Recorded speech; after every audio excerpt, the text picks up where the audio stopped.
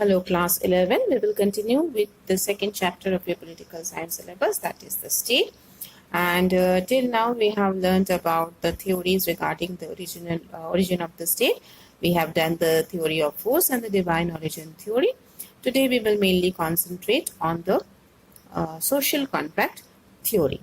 The social contract theory is also trying to explain the emergence of the state, and this theory has been given, or the exponents of the theory are Thomas Hobbes, John Locke, and Rousseau. These three scholars are also known as the contractualists, as they have given the social contract theory. According to them, the state was not a creation of God, it was not created by God, and it was not also the result of the application of force.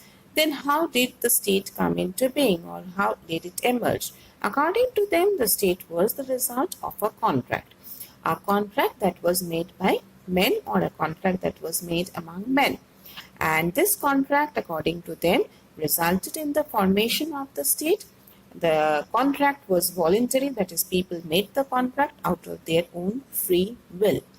And while explaining that why the contract was made, or why the state come into being, the three scholars have used the term the state of nature. Now, what was the state of nature? The pre-social condition, the condition that prevailed in the life of the people before the emergence of the state, has been described as the state of nature. In the state of nature, there were natural laws and natural rights. People were guided by natural laws and people enjoyed natural rights. They were free. And in this state of nature, people were not happy. They wanted to put an end to their unhappy life. So they decided to come out of the state of nature, and they made a contract. It was a voluntary contract. They made the contract out of their own will, and out of this contract, the state emerged. So, according to the three scholars, this was the beginning of the state. But we see that the three scholars, that is Hobbes, Locke, and Rousseau, are not of the same opinion regarding the state of nature, or regarding the nature of contract that was made. Though they agree that it was the state of nature, the life was not good there, so they came out, but they had the three scholars have different point of view. First, we will take up Thomas Hobbes. Now, Thomas Hobbes expressed the social contract theory in his book Leviathan. Here, he had described the state of nature and also the contract that was made.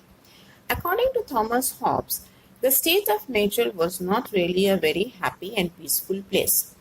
Why? Because men were selfish, greedy, there was violence, there was always a kind of terror in the life of the people. Life was not life was also short for them, and as a result of it, people were not happy.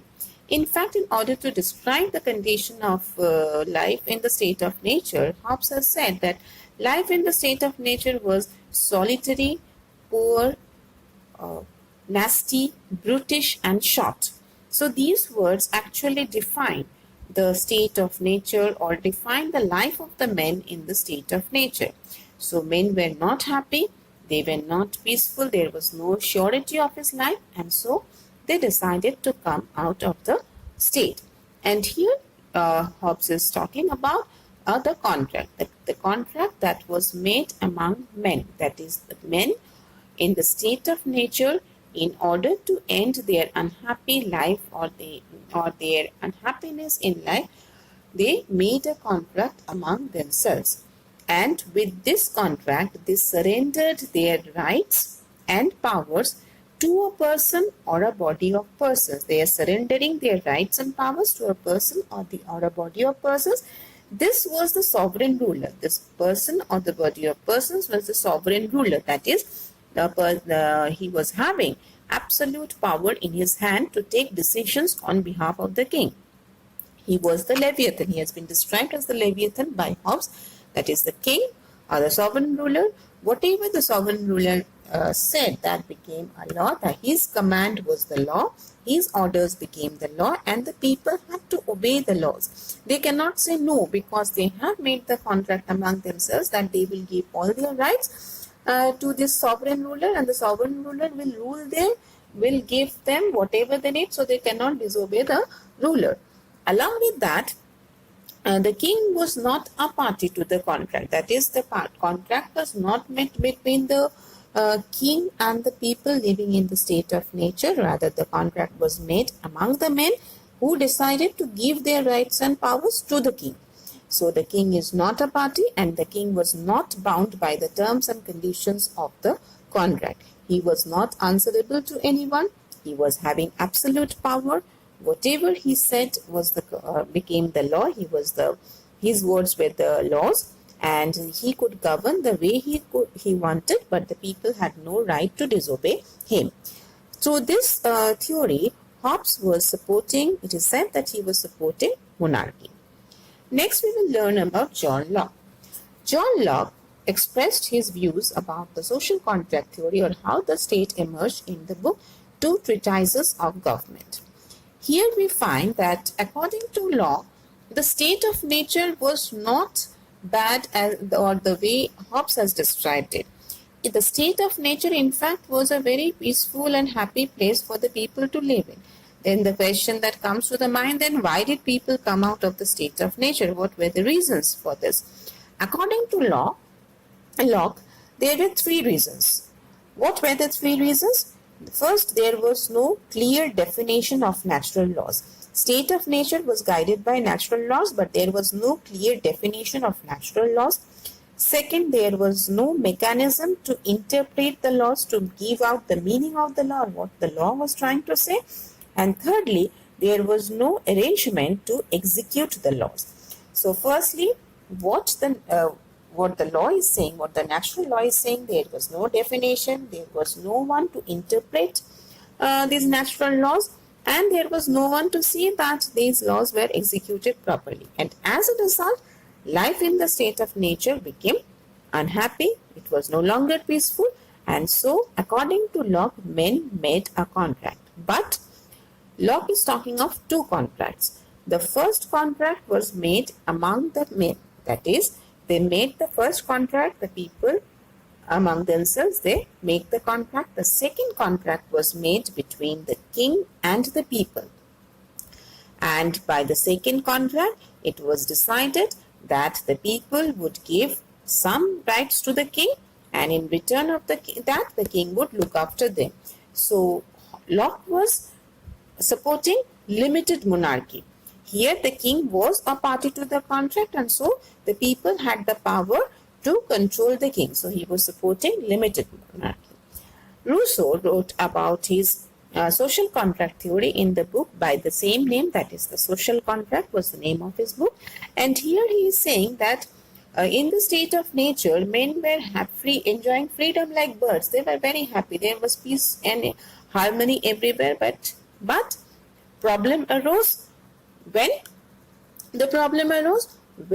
the population increased, when private property came into existence, other economic problems arose, and then we find, according to Rousseau, life in the state of nature was no longer peaceful and happy, and so men decides to make a contract. And according to Rousseau, there was only one contract which was made among the people, and by this contract, the people handed over their rights to the general will. What was the general will? It was the collective will of the people. The will of the people was everything that would was the thing that would govern or look after the people, and the people became sovereign. When we are talking about general will, that is, the people became sovereign, and Rousseau is giving the concept of popular sovereignty. That is, people are ultimately having the power to look after themselves. They are the ones who are having absolute power. So the people or popular sovereignty is the concept that Rousseau is giving us. This is the social contract theory.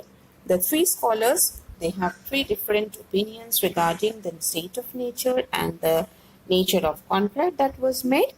But we find that this theory is also not totally acceptable to the people, though it is trying to explain that from a pre-social condition, men entered into a social structure that was based on rules and regulations. There was an authority to see the rules and regulations, and why it was made, so that people can live happily in that state. So the theory on the social contract theory explains the origin of the state. Now comes the criticisms. The first criticism is that it is not having any historical foundation. We do not find any historical data or information that is saying that there was a contract. We don't find any evidence of a contract that had resulted in the state, a formation of the state. Second, we say that most of the scholars are of the opinion that the state is not a machine that can be manufactured. It is not something that has been made or manufactured or produced. It is a natural institution, as said by Aristotle, which has grown with time. It has evolved with time. And so from that point of view, the theory is not acceptable. Then again, they are saying that the state could be formed only when a political sense had dawned, only when people are politically conscious, aware, then only the state came into being. Before that, men were not in a state to form or to have the concept of a state. And lastly, it has been criticized on the ground that even if there was a contract, the contract expires after the death of the original parties or after the death of those persons who had made the contract. Once they are dead, the contract no longer is valid. And so we cannot explain the origin, neither can we explain the continuation of the state based on this theory. So from these points of view, the social contract theory has been criticized, and it is not really a very scientific explanation of the origin of the state according to most of the scholars, but the theory has given us some important concepts, like it has given us the concept of sovereignty. Rousseau is giving us talking about popular sovereignty. Locke is also talking about popular sovereignty because he is talking about making the people a party to the contract. He is talking about the will or the consent of the people. That is very important, that consent of the people was there in the formation of the state. And at the same time, this theory is separating religion from politics. That is, it is trying to explain the origin of the state from not from the religious point of view, but from a different point of view, which is talking about the will of the people, about the consent of the people that resulted in the formation of the state. And it is also at the same time supporting the democratic ideals of liberty, rights, and justice. We do not find these things in the first two theories that we have learned, whereas the social contract theory is talking about consent, it is talking about liberty, rights of the people. So from that point of view also, this theory is important. And most importantly, we can say sum up everything by saying that it is giving importance to the role of people in the formation of the state. That is, when we are saying state is created by is not created by God or not came up due to the application of force, rather it was a contract made by men. So we are giving importance, or the theory is giving importance on the participation of people in the formation of the state.